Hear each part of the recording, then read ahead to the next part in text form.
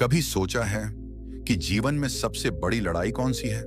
न बाहर की दुनिया से, न हालातों से, न ही दूसरों से, बल्कि अपने ही मन के शोर से। हर दिन, हर पल ये मन कुछ सोचता है, भागता है, उलझता है, कभी भविष्य की चिंता में, कभी अतीत के पछतावे में। और इसी शोर के बीच हम धीरे धीरे खुद से दूर होते जाते हैं। हम हंसते हैं पर भीतर खाली होते हैं। हम सफल होते हैं पर भीतर टूटे होते हैं। हम रिश्तों में होते हैं पर स्वयं से अजनबी बन चुके होते हैं। इसी शोर में किसी दिन कोई व्यक्ति प्रश्न करता है, क्या जीवन केवल यही है? क्या कोई राह है जिससे भीतर सुकून मिले? और जब यही प्रश्न एक राजकुमार सिद्धार्थ ने किया था, तो उसने राजपाट छोड़ दिए, मायाजाल त्याग दिया और एक ऐसे मार्ग की खोज शुरू की जहां बाहर की नहीं, भीतर की जीत संभव हो। उस खोज का अंत नहीं था, बल्कि एक शुरुआत थी जिसे आज हम गौतम बुद्ध की ध्यान यात्रा के रूप में जानते हैं। ध्यान यानी देखना, ध्यान यानी जागना, ध्यान यानी भीतर के शोर से परे जाना। इस वीडियो में आप सुनेंगे एक ऐसी कहानी जो केवल बुद्ध के जीवन की नहीं है, बल्कि हर उस इंसान की है जो जीवन की सच्चाई को जानना चाहता है। यह कहानी है एक साधक की, एक माँ की, एक बालक की, एक गांव की और अंत में आपकी अपनी।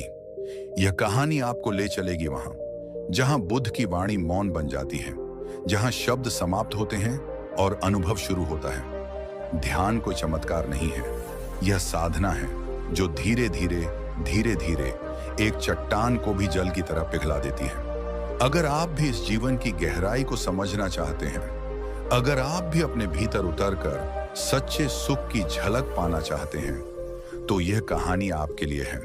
तो चलिए शुरू करते हैं ध्यान की वह यात्रा जो बुद्ध से शुरू होकर आप तक आती है। ध्यान का महत्व गौतम बुद्ध की दृष्टि में बहुत समय पहले की बात है। श्रावस्ती नगरी के पास एक सुंदर वन में भगवान गौतम बुद्ध अपने भिक्षु समुदाय के साथ निवास कर रहे थे। वहां हर सुबह और संध्या वे ध्यान में लीन रहते और उनके शिष्य भी उन्हें देखकर उसी मार्ग पर चलने का प्रयास करते। ध्यान उनके जीवन का केंद्र बन चुका था। एक दिन एक नवयुवक भिक्षु जिसका नाम अनिरुद्ध था, बुद्ध के पास आया। वह व्याकुल था, उसके चेहरे पर चिंता की रेखाएं थीं। उसने विनम्र स्वर में कहा, भगवान, मैं ध्यान करने का प्रयास करता हूं, पर मेरा मन इधर उधर भटकता रहता है। कभी बचपन की स्मृतियां सामने आ जाती हैं, कभी भविष्य की चिंता और कभी इंद्रियों की लालसा मुझे घेर लेती है। मैं ध्यान नहीं कर पाता। क्या मैं इस पथ का अधिकारी नहीं हूं? बुद्ध ने शांत स्वर में उसे देखा, फिर मुस्कुराकर बोले, अनिरुद्ध, क्या तुमने कभी किसी नदी को देखा है जिसमें गंदगी भी हो, लेकिन कुछ समय के लिए जब उसे स्थिर छोड़ दिया जाए तो सारी गंदगी नीचे बैठ जाती है और ऊपर से जल स्वच्छ हो जाता है? अनिरुद्ध ने सिर हिलाकर कहा, हां भगवान, देखा है। बुद्ध ने कहा, बस वही ध्यान है। तुम्हारा मन एक बहती नदी की तरह है। उसमें पिछले जीवनों की वासनाएं, वर्तमान के अनुभव और भविष्य की कल्पनाएं बसी हुई हैं। जब तुम उसे बैठने का समय दोगे, जब तुम उसे शांत रहने दोगे, तो धीरे धीरे वह स्पष्ट हो जाएगा। ध्यान का अर्थ यही है, मन को बैठने देना, उसे कोई कार्य न देना, उसे बस देखने देना। फिर बुद्ध ने अनिरुद्ध को पास बुलाया और कहा, आओ, मैं तुम्हें ध्यान की एक विधि सिखाता हूं। वे एक वृक्ष के नीचे बैठ गए और अनिरुद्ध भी उनके साथ बैठ गया। बुद्ध ने कहा, अपनी सांस पर ध्यान केंद्रित करो, न उसे तेज करो न धीमा। जैसे वह आ रही है वैसे ही आती रहे। बस तुम साक्षी बनो, कुछ मत करो। विचार आएंगे, वे आएंगे ही। तुम उन्हें रोकने का प्रयास मत करना, न ही पकड़ना, बस उन्हें जाते हुए देखना। जैसे आकाश में बादल आते हैं और चले जाते हैं, वैसे ही विचार भी आएंगे और चले जाएंगे। अनिरुद्ध ने वैसा ही किया। प्रारंभ में उसे कठिनाई हुई, पर बुद्ध की उपस्थिति में उसका मन धीरे धीरे स्थिर होने लगा। कुछ ही क्षणों में उसने अनुभव किया कि विचार कम हो रहे हैं, सांस अधिक स्पष्ट महसूस हो रही है और भीतर एक शांति का संचार हो रहा है। बुद्ध ने तब कहा, ध्यान कोई प्रयास नहीं है, यह प्रयासहीनता की अवस्था है। जब तुम कुछ नहीं करते, तब तुम वास्तव में ध्यान करते हो। जब तुम स्वयं को, अपनी इच्छाओं को, अपनी पहचान को भूल जाते हो, तभी तुम उस सत्य के निकट पहुंचते हो जिसे शब्दों में व्यक्त नहीं किया जा सकता। समय बीतता गया। अनिरुद्ध अब नियमित ध्यान करने लगा। उसका जीवन शांत हो गया। वह बाहर की नहीं, भीतर की यात्रा पर था। धीरे धीरे उसकी आंखों में वही शांति उतर आई थी जो बुद्ध की आंखों में थी। वह समझ गया था कि ध्यान कोई क्रिया नहीं बल्कि चेतना की अवस्था है। एक दिन बुद्ध ने अपने सभी भिक्षुओं को एकत्र किया और कहा, ध्यान ही वह मार्ग है जो तुम्हें दुख से मुक्ति की ओर ले जाएगा। यदि तुम वास्तव में जीवन के पार जाना चाहते हो तो ध्यान ही वह नौका है जो तुम्हें पार लगाएगी। कर्म करो, सेवा करो, पर साथ ही ध्यान में जियो। ध्यान वह दीपक है जो तुम्हारे भीतर के अंधकार को जलाएगा। उनके वचनों ने सभी को भीतर तक छू लिया। उस दिन से प्रत्येक भिक्षु ने ध्यान को अपने जीवन का अंग बना लिया।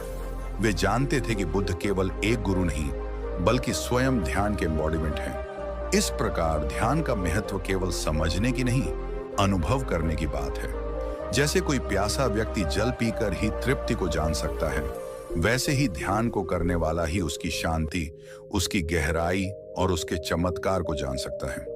बुद्ध के जीवन ने यही सिखाया कि ध्यान कोई अलग प्रक्रिया नहीं बल्कि जीवन जीने की कला है। जब मन शांत होता है तो भीतर बुद्ध प्रकट होता है और वही है ध्यान का सच्चा महत्व। बुद्ध के उन शब्दों के बाद एक गहन मौन पूरे वन में फैल गया। ऐसा प्रतीत होता था जैसे पेड़, पत्तियां, पवन और पक्षी सब ध्यान में उतर गए हों। हर भिक्षु की आंखें बंद थीं। भीतर की यात्रा प्रारंभ हो चुकी थी। बाहर की चंचलता धीरे धीरे स्थिरता में बदल रही थी।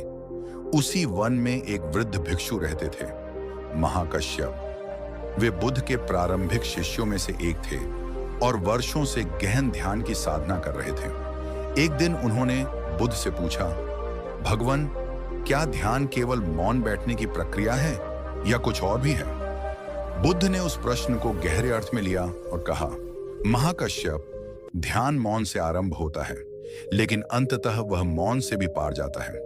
मौन केवल प्रथम द्वार है। जैसे कोई पर्वतारोहण की शुरुआत करता है और धीरे धीरे शिखर की ओर बढ़ता है, वैसे ही मौन से चलकर ध्यान अंततः समाधि की ओर ले जाता है। ध्यान वह दीप है जो भीतर जलता है और जब वह पूर्ण रूप से जलने लगता है तब अहंकार की सारी परतें जलकर राख हो जाती हैं। तब जो शेष बचता है वही सत्य है, वही तुम हो।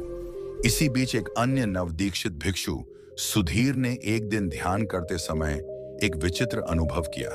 उसे लगा कि उसका शरीर जैसे कहीं खो गया हो। वह किसी प्रकाशमय अवस्था में प्रवेश कर गया था। ध्यान समाप्त होने के बाद वह भयभीत होकर बुद्ध के पास गया और बोला, भगवान, मुझे डर लग रहा है। मैं ध्यान में खो गया था और मुझे अपना अस्तित्व ही समाप्त होता प्रतीत हुआ। बुद्ध मुस्कुराए। उन्होंने कहा, वह भय वास्तविक नहीं है सुधीर, वह तुम्हारे अहंकार का भय है। जो तुम समझते हो कि मैं हूं, वह वास्तव में एक भ्रम है। जब वह भ्रम मिटने लगता है तो पहला अनुभव डर का होता है, लेकिन वही प्रारंभ है मुक्ति का। फिर बुद्ध ने सबको एक और दृष्टांत सुनाया। उन्होंने कहा, एक बार एक आदमी एक गहरी नदी पार कर रहा था। वह एक काठ की नाव लेकर चला। नदी पार करते समय उसे नाव ने बचाया, सहायता की, लेकिन जब वह पार पहुंच गया तो वह उस नाव को पीठ पर उठाकर चल पड़ा। लोग उसे देखकर हंसने लगे और बोले, अब यह नाव किस काम की? बुद्ध बोले, ध्यान भी वैसा ही है। जब तक तुम भीतर नहीं पहुंचे हो वह साधन है, लेकिन जब भीतर का द्वार खुल जाता है तब ध्यान स्वयं नष्ट हो जाता है। तब केवल जागृति रह जाती है, शुद्ध साक्षी भाव। उनकी बातें सुनकर भिक्षुओं के मन में अनेक परिवर्तन होने लगे। वे ध्यान को अब केवल अभ्यास नहीं, जीवन की धारा समझने लगे थे। वे समझ चुके थे कि ध्यान केवल एक क्रिया नहीं बल्कि स्वयं में लौटने की यात्रा है। एक ऐसी यात्रा जिसमें तुम हर परत को हटाते हो, शरीर की, मन की, स्मृतियों की, विचारों की, और अंत में शून्यता में प्रवेश करते हो। और उस शून्यता में ही बुद्धत्व का जन्म होता है। समय बीतता गया। बुद्ध वृद्ध हो रहे थे। उनका शरीर अब उतना समर्थ नहीं था, लेकिन उनका तेज और ध्यान की गहराई पहले से कहीं अधिक प्रखर हो गई थी। एक संध्या वे वृक्ष के नीचे ध्यान मग्न बैठे थे। सूर्य डूब रहा था, आकाश लालिमा से भरा था। उनकी आंखें बंद थीं, लेकिन भीतर से ऐसा प्रतीत हो रहा था जैसे समूचा ब्रह्मांड उनके भीतर समा गया हो। एक भिक्षु ने धीरे से पूछा, भगवान, जब आप इस देह को छोड़ेंगे तब हमें मार्ग कौन दिखाएगा? बुद्ध ने आंखें खोली और कहा, अप दीपो भव, स्वयं दीपक बनो। उन्होंने आगे कहा, ध्यान ही तुम्हारा दीपक है। जब बाहर की रोशनी मिट जाए, जब गुरु मौन हो जाए, तब यह ध्यान ही तुम्हें राह दिखाएगा। यह वह अंतर ज्योति है जो मृत्यु के पार भी तुम्हारा साथ नहीं छोड़ती। उनके ये अंतिम वचन थे। इसके बाद वे गहन ध्यान में चले गए। शरीर धीरे धीरे शांत हो गया, जैसे कोई मोमबत्ती हवा में समा जाए। लेकिन उनकी उपस्थिति, उनका ध्यान, उनका मौन आज भी संसार भर में उन हजारों लाखों लोगों के हृदय में जीवित है जो ध्यान की ओर मुड़े हैं। इस प्रकार गौतम बुद्ध ने अपने जीवन के माध्यम से यह सिखाया कि ध्यान केवल समय बिताने की विधि नहीं, बल्कि स्वयं को पहचानने की यात्रा है। यह यात्रा कठिन हो सकती है, विचार भटक सकते हैं, मन छटपटा सकता है, पर यदि धैर्य रखा जाए तो एक दिन भीतर की वह चुप्पी प्रकट होती है जो जन्म और मृत्यु दोनों से परे है। ध्यान का महत्व यही है, यह हमें स्वयं तक पहुंचाता है, उस शांति तक जिसे कोई शब्द परिभाषित नहीं कर सकते, केवल अनुभव किया जा सकता है। बुद्ध की महापरिनिर्वाण के पश्चात भी उनके वचनों की गूंज उनके शिष्यों के मन में जीवित रही। ध्यान अब केवल अभ्यास नहीं था, वह एक जीवंत धारा बन चुका था जो उनके द्वारा छोड़ी गई मौन उपस्थिति के रूप में हर शिष्य के भीतर प्रवाहित हो रही थी। भिक्षु अब भी प्रातःकाल उठते, गंगा तट पर स्नान करते और फिर किसी शांत वन में जाकर ध्यान में बैठते। उनके जीवन का ध्येय केवल निर्वाण नहीं था, बल्कि हर क्षण में शांत रहना, हर श्वास में जागना और हर अनुभव में सजगता को बनाए रखना था। उसी कालखंड में एक गृहस्थ पुरुष था, नाम था सेनक। वह एक व्यापारी था, बहुत व्यस्त, जीवन में उलझा हुआ। उसे बुद्ध के बारे में बहुत कुछ सुनने को मिला था, लेकिन उसे लगता था कि ध्यान केवल सन्यासियों के लिए है। एक दिन जब वह व्यापार के सिलसिले में श्रावस्ती आया तो उसे पता चला कि भगवान बुद्ध के कुछ प्रमुख शिष्य अभी भी वहीं एक बगीचे में ठहरे हुए हैं। जिज्ञासा से प्रेरित होकर वह वहां पहुंचा। वहां उसने महाकश्यप को देखा, ध्यान में डूबे जैसे संसार से परे। जब महाकश्यप ने अपनी आंखें खोली, सेनक ने झिझकते हुए कहा, भंते, क्या मैं भी ध्यान कर सकता हूं? मैं एक गृहस्थ हूं, अनेक जिम्मेदारियां हैं, परिवार है, व्यापार है। क्या मेरे जैसे लोगों के लिए भी यह मार्ग संभव है? महाकश्यप ने उसे बड़े प्रेम से देखा और कहा, सेनक, ध्यान का संबंध बाहर के जीवन से नहीं, भीतर की चेष्टा से है। न तो संन्यास आवश्यक है, न ही तपस्या। ध्यान एक वृत्ति है, भीतर जाने की, स्वयं को देखने की। चाहे तुम गृहस्थ हो या सन्यासी, यदि तुम कुछ क्षण प्रतिदिन शांत बैठ सको तो वही तुम्हारे जीवन को बदल देगा। सेनक ने कहा, किंतु मेरे पास समय नहीं होता। महाकश्यप मुस्कुराए, बोले, जिसे जीवन की खोज है वह समय नहीं खोजता, वह समय बनाता है। ध्यान के लिए समय नहीं चाहिए, मात्र समर्पण चाहिए। क्या तुम 5 मिनट भी स्वयं के साथ नहीं बैठ सकते? सेनक ये सुनकर मौन हो गया। उसी दिन से उसने निर्णय लिया कि चाहे व्यस्तता कितनी भी हो, वह प्रतिदिन प्रातः सूर्य के उदय से पहले कुछ क्षण स्वयं के साथ बैठेगा। पहले दिन जब वह बैठा तो मन ने विद्रोह किया, विचारों का तूफान उठा। कल के सौदे, आज के खर्च, परिवार की चिंता, सब कुछ एक साथ सिर पर सवार हो गया। उसने सोचा, यह ध्यान तो मेरे बस की बात नहीं है। पर उसे महाकश्यप की बात याद आई, तुम केवल बैठो, कुछ मत करो, विचार आएंगे लेकिन वे तुम नहीं हो। सेनक प्रतिदिन बैठने लगा। धीरे धीरे उसके भीतर का तूफान शांत होने लगा। अब विचार आते तो थे, पर वे उसे बहाकर नहीं ले जाते। कुछ महीनों में वह अपने भीतर एक नई ऊर्जा अनुभव करने लगा, एक मौन जो पहले कभी अनुभव नहीं हुआ था। अब वह अपने व्यापार में भी शांत रहता, ग्राहकों से प्रेम पूर्वक व्यवहार करता। परिवार में क्रोध और असहिष्णुता कम हो गई थी। उसने महसूस किया कि ध्यान से केवल भीतर ही नहीं, बाहर की दुनिया भी बदल जाती है। एक दिन वह फिर महाकश्यप से मिलने गया और बोला, भंते, अब मैं समझ गया हूं कि ध्यान क्यों आवश्यक है। पहले मैं जीवन को समझने का प्रयास बाहर कर रहा था। अब मैं समझ रहा हूं कि जीवन की असली कुंजी भीतर है। मैं अब बाहर की दुनिया को बेहतर देख सकता हूं, क्योंकि मेरी दृष्टि भीतर से निर्मल हुई है। महाकश्यप ने शांत स्वर में कहा, सैनक, यही बुद्ध का संदेश है। ध्यान कोई अलग साधना नहीं, यह जीवन जीने की कला है। यह भीतर की मशाल है जो अंधकार के बीच प्रकाश बनती है। संसार में रहो लेकिन सजग रहो, व्यापार करो लेकिन भीतर मौन रहो, परिवार में रहो लेकिन चित्त निर्विकार रखो। यही गृहस्थ के लिए ध्यान का मार्ग है। सैनक ने उस दिन ध्यान को अपने जीवन की धड़कन बना लिया। समय बीत गया, पर सैनक की वह साधना इतनी गहरी हो गई कि जब उसकी मृत्यु का समय निकट आया, वह अपनी चित्त वृत्तियों में एकदम शांत था। उसकी आंखें बंद थीं, होंठों पर मुस्कान थी और श्वास साक्षी बन चुकी थी। वह मृत्यु के द्वार पर भी भय से नहीं, बल्कि ध्यान से प्रवेश कर रहा था। गृहस्थ होकर भी वह उस शांति को प्राप्त कर सका जो बुद्ध ने सन्यासियों को दी थी। और इसी से यह स्पष्ट होता है कि ध्यान का महत्व केवल कुछ वर्गों के लिए नहीं है। ये हर उस व्यक्ति के लिए है जो स्वयं को जानना चाहता है, जो सच्चे सुख, सच्ची शांति की खोज में है। ध्यान कोई धर्म नहीं है, कोई पंथ नहीं है, यह मानवता के हृदय की पुकार है। ध्यान कोई विशेष परिस्थिति की मांग नहीं करता, न विशेष वेशभूषा, न विशेष स्थिति।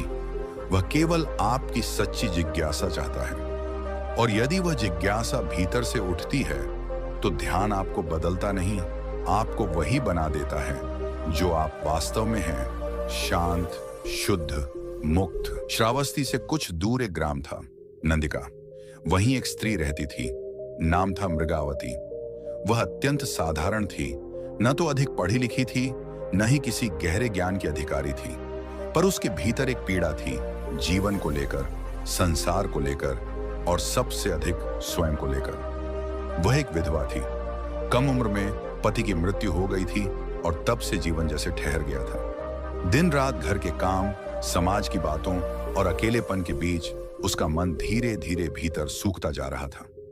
उसकी आंखें हमेशा किसी अदृश्य प्रश्न की खोज में रहती, जैसे वह स्वयं से पूछ रही हो, क्या यही जीवन है?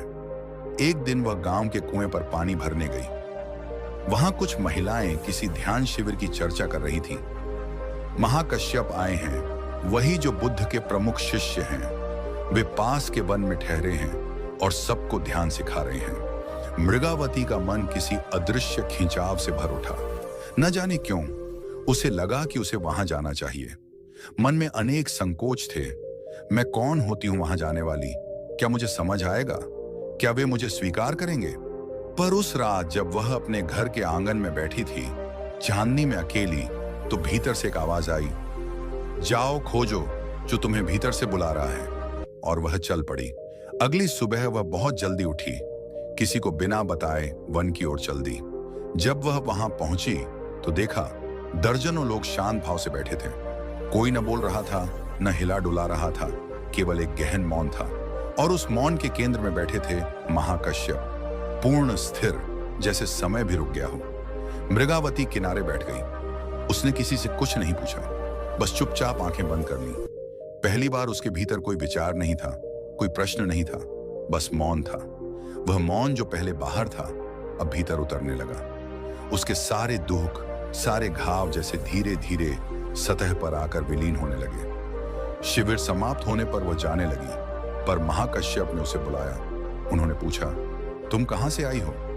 मृगावती ने सिर झुकाकर कहा, मैं पास के गांव से हूं, विधवा हूं, जीवन अब कुछ शेष नहीं लगता, इसलिए यहां खींची चली आई। न जाने क्यों महाकश्यप ने उसकी आंखों में देखा और धीरे से बोले, वह जो तुम्हें यहां लाया वही तुम्हारी शक्ति है। जो जीवन के शोर में मौन को पहचान ले, वही ध्यान के लिए तैयार है। स्त्री हो या पुरुष, दुखी हो या प्रसन्न, ये अंतर मायने नहीं रखता, केवल खोज मायने रखती है। मृगावती अब हर दिन ध्यान में बैठती। कुछ ही दिनों में उसमें गहरा परिवर्तन आने लगा। जो आंखें खाली थीं, उनमें चमक आ गई। जो स्वर पहले कांपते थे, उनमें स्थिरता आ गई। जो मन हमेशा टूटने को तैयार रहता था, वह फूलने लगा। एक दिन एक युवा लड़की जो उसी गांव से थी मृगावती के पास आई और बोली, तुम्हारे चेहरे पर कोई और ही शांति उतर आई है।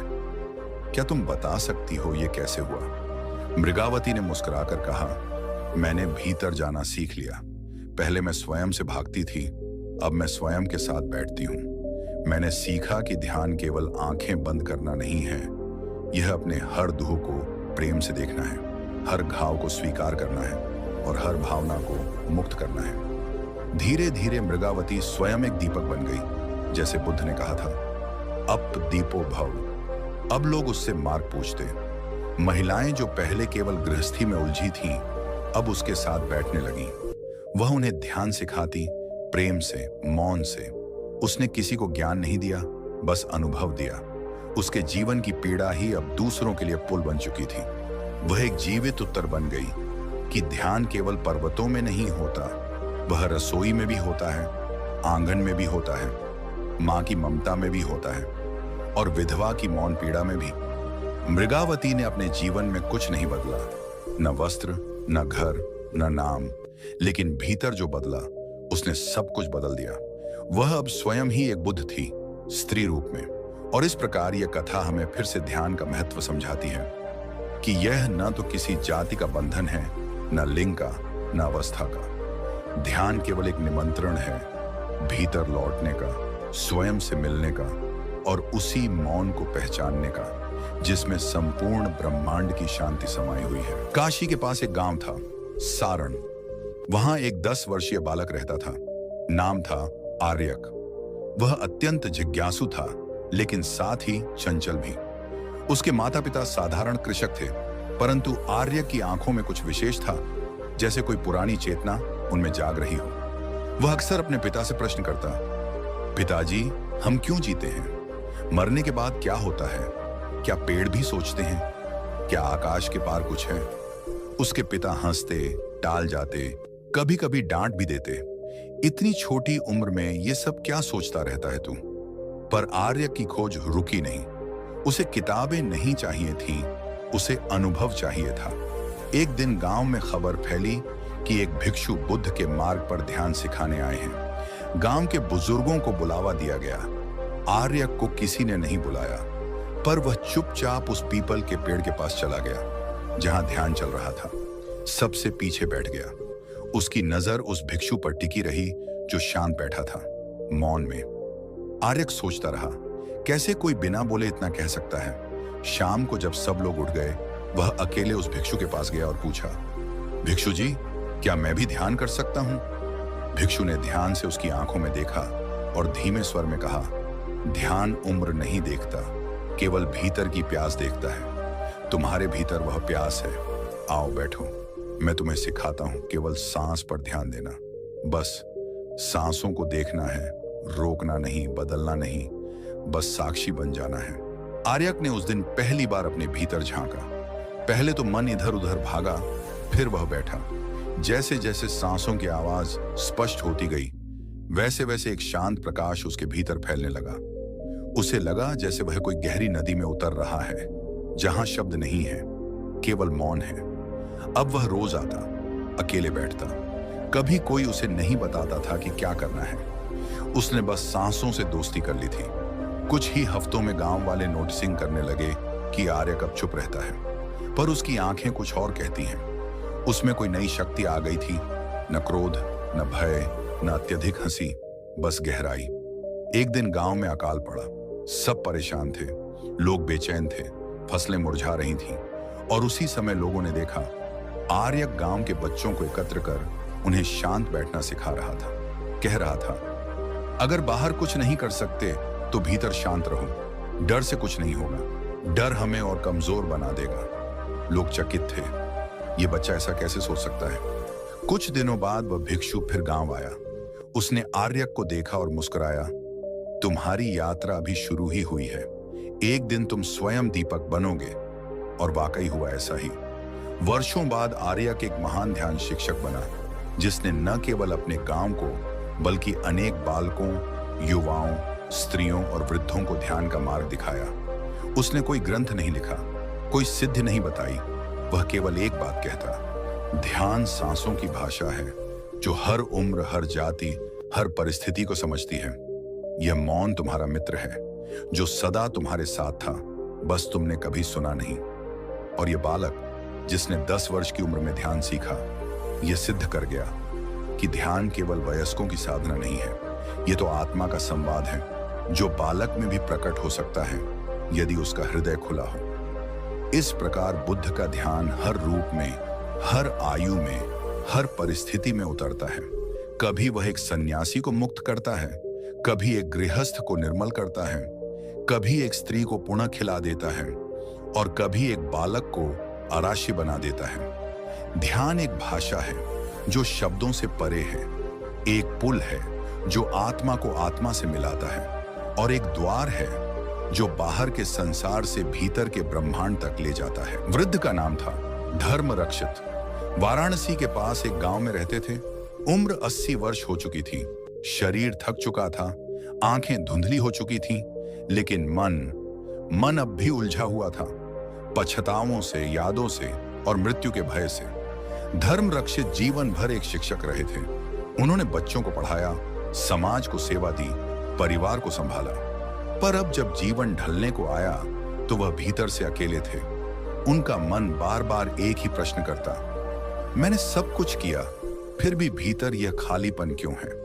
क्या यही अंत है? रातों को नींद नहीं आती, मृत्यु की कल्पना उन्हें बेचैन कर देती। वह अपने बच्चों को देखकर सोचते, ये सब तो रह जाएंगे और मैं चला जाऊंगा, फिर क्या होगा? उनका डर धीरे धीरे एक असहनीय छाया बन गया था। एक दिन गांव में प्रचार हुआ। बुद्ध के एक प्रमुख भिक्षु आनंद पास के ग्राम में रुके हैं और ध्यान पर उपदेश दे रहे हैं। धर्म रक्षित को जैसे भीतर से कुछ खींच लाया। उन्होंने लाठी उठाई और किसी से कुछ कहे बिना चल पड़े।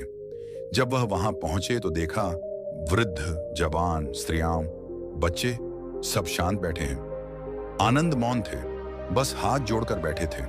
धर्म रक्षित भी बैठ गए। उसी दिन की बात है।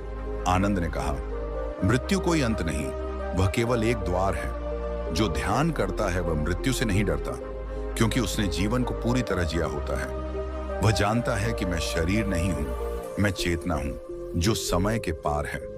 इन शब्दों ने जैसे धर्म रक्षित के भीतर के जाले तोड़ दिए। वह रो पड़े। बहुत देर तक उनकी आंखों से आंसू बहते रहे। वे आंसू जो वर्षों से भीतर दबे थे, आज मौन की गर्मी में पिघल चले थे।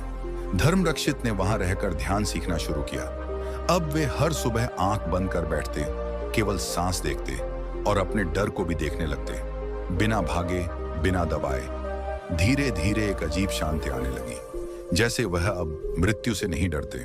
उन्हें लगा, मुझे अब जाना है, पर पहली बार ऐसा लग रहा है कि मैं खाली होकर जा रहा हूं, हल्का होकर, जैसे कुछ बोझ था जो अब उतर गया। कुछ सप्ताह बाद एक सुबह धर्म रक्षित ने अपनी पुत्र वधू से कहा, आज मैं ध्यान कर लूंगा, फिर विश्राम करूंगा, किसी को परेशान मत करना। वह अपने छोटे कमरे में बैठे, आंखें बंद की और फिर कभी नहीं उठे। जब घर वालों ने उन्हें देखा तो उनका चेहरा शांति से चमक रहा था, जैसे कोई गहरी मुस्कुराहट भीतर से उठी हो। ऐसा लगा जैसे उन्होंने मृत्यु को एक ध्यान की स्थिति में प्रवेश किया हो। न डर, न दुख, केवल मौन। बुद्ध ने कहा था, जो व्यक्ति ध्यान करता है वह मरता नहीं, वह विलीन होता है उस शून्य में जहां से सब आता है, जहां सब लौटता है। धर्म रक्षित मृत्यु को नहीं मरे, वे मृत्यु को पार कर गए। और इस प्रकार यह कथा पूर्ण होती है। एक सन्यासी की तलाश से आरंभ होकर यह कथा एक गृहस्थ स्त्री, एक बालक और एक वृद्ध की यात्रा से होकर जाती है और हमें यह सिखाती है कि ध्यान केवल एक क्रिया नहीं, यह जीवन को जीने और मृत्यु को स्वीकार करने की कला है। ध्यान हमें सिखाता है जीना कैसे है, देखना कैसे है, छोड़ना कैसे है और सबसे बढ़कर स्वयं को पहचानना कैसे है। गौतम बुद्ध ने ध्यान को केवल ध्यान नहीं कहा, उन्होंने उसे मुक्ति का द्वार कहा। उन्होंने कहा, ध्यान ही वह नौका है जो हमें संसार की नदी से पार ले जाती है।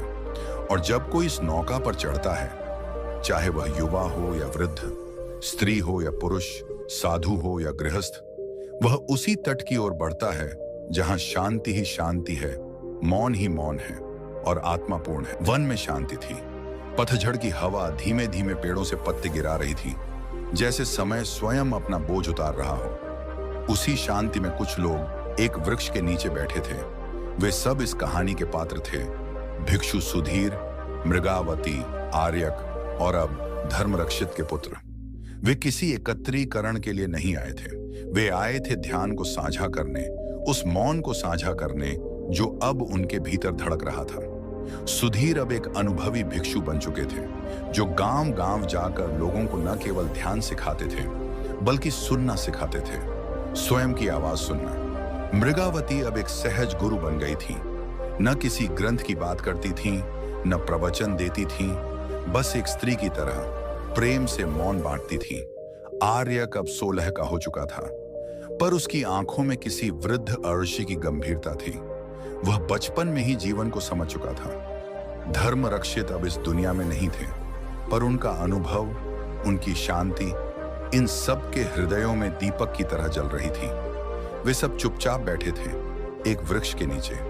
किसी ने कुछ नहीं कहा और तभी एक वृद्ध महिला पास आई, कांपते स्वर में बोली, मुझे बहुत डर लगता है।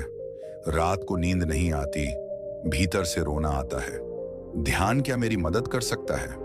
सबने एक दूसरे की ओर देखा और सुधीर ने मुस्कुराकर कहा, ध्यान रोने को नहीं रोकता, वह रोने को स्वीकार करना सिखाता है। जो भीतर है उसे बाहर लाना ध्यान है। तुम भागना बंद करो, बैठो और जो भी भीतर उठे, डर, दुख, अशांति, बस उसे देखो। देखने से ही वह सब गलने लगता है।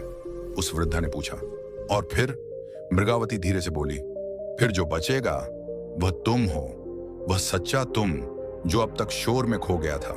ध्यान कोई चमत्कार नहीं है, यह धीरे धीरे तुम्हारे भीतर झरोखा खोलता है, जिससे तुम स्वयं को देख सको, पहली बार पूरी तरह। और उस दिन सबने साथ बैठकर मौन में ध्यान किया। हवा थमी रही, सूर्य अस्त होने लगा और एक मौन पूरे वातावरण में फैल गया। वह मौन जिसे कोई शब्द बांध नहीं सकता, न समझा सकता है। यह कहानी नहीं थी, यह एक आह्वान था।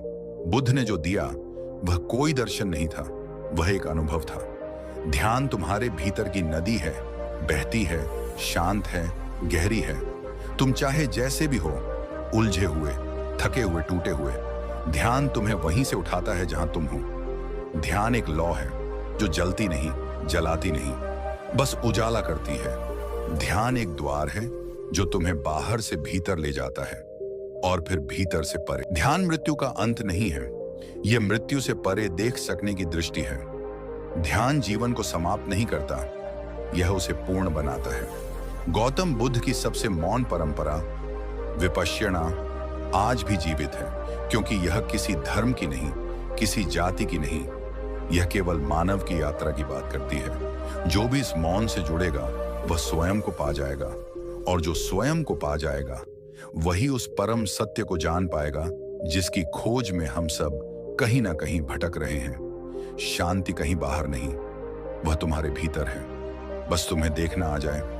मौन से, ध्यान से। 5 वर्ष बीत चुके थे। सुधीर, मृगावती और आर्यक अब मिलकर गांव गांव जाकर ध्यान सिखाते थे। पर एक गांव ऐसा था जहां कोई भी उनकी बात सुनने को तैयार नहीं था। अमरतक ग्राम। यह गांव संपन्न था, पर हिंसा, नशा और लालच ने उसे भीतर से खोखला कर दिया था। लोग तर्क करते, ध्यान से पेट नहीं भरता, ये साधुओं की बातें हैं, हमारे जैसे लोगों के लिए नहीं। आर्यक ने मुस्कुराकर कहा, तो चलो, हम पेट भरने का उपाय नहीं बताएंगे, हम सिर्फ मौन में बैठेंगे जब तक तुम्हारे भीतर का शोर खुद तुम्हें परेशान न कर दे। उन्होंने गांव के बीच में एक छोटा सा स्थान बनाया, बिना मंच के, बिना प्रवचन के, बस एक चक्र बनाकर बैठने का न्योता दिया।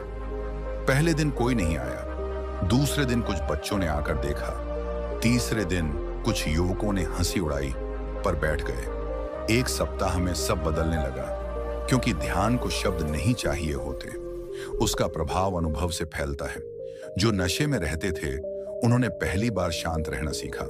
जो गाली देते थे उन्होंने पहली बार भीतर की असहायता को महसूस किया। जो औरतें रात रात भर चिंता में जागती थीं, उन्होंने पहली बार एक हल्का सा सुकून महसूस किया। जो किसी दवा से नहीं, ध्यान से आया था। धीरे धीरे अमरतक गांव ध्यान का केंद्र बन गया। अब वहां कोई मंदिर नहीं बना, कोई मूर्ति नहीं गढ़ी गई, पर हर घर में एक स्थान बन गया, मौन के लिए, सांस के लिए, स्वयं को देखने के लिए। एक दिन एक बूढ़ी स्त्री ने आर्यक से पूछा, बेटा, यह जो तुमने हमें दिया, इसे क्या कहते हो? आर्यक ने उत्तर दिया, इसका नाम ध्यान नहीं है, इसका नाम अपने पास लौटना है। बुद्ध ने जो कहा था, अप दीपो भव, स्वयं को दीपक बनाओ, वही अब अमरतक के लोगों ने अनुभव करना शुरू किया। समय बीतता गया। आर्यक अब एक सन्यासी बन गया था। मृगावती एक मौन मार्गदर्शक। सुधीर जंगल में एक पीपल वृक्ष के नीचे बस गए थे, वहीं जहां कभी बुद्ध को बोधि प्राप्त हुआ था। कई वर्षों बाद एक बालक आया सुधीर के पास। उसकी आंखों में वही प्यास थी जो सुधीर की थी, जो आर्यक की थी, जो धर्म रक्षित की थी। बालक ने पूछा, मुझे डर लगता है, दुनिया बहुत बड़ी है, मैं खो जाता हूं। सुधीर ने उसे सांस पर ध्यान देना सिखाया। बालक बैठ गया चुपचाप, और उसी क्षण एक और चक्र शुरू हो गया, ध्यान का चक्र, जो कभी रुकता नहीं, जो कभी थमता नहीं, क्योंकि ध्यान कोई अंत नहीं है। यह एक चुपचाप बहती अनंत धारा है, जो युगों से बह रही है और युगों तक बहती रहेगी। गौतम बुद्ध नहीं रहे, पर उनका ध्यान जीवित है, हर उस हृदय में जो शांति को खोजता है, जो स्वयं को पहचानना चाहता है। अब तुम जो यह कहानी सुन रहे हो, शायद अगला पात्र तुम हो, शायद अगला दीपक तुम हो, शायद अगला मौन तुम्हारे भीतर उतरने को तैयार है। बस आंखें बंद करो और सांसों की आवाज सुन। तो अब जब तुमने यह यात्रा सुनी, एक भिक्षु की, एक मां की, एक बालक की, एक वृद्ध की, और फिर पूरे समाज की, क्या तुमने देखा कि हर कोई कुछ खोज रहा था? कोई सुख, कोई शांति, कोई अर्थ, कोई मुक्ति।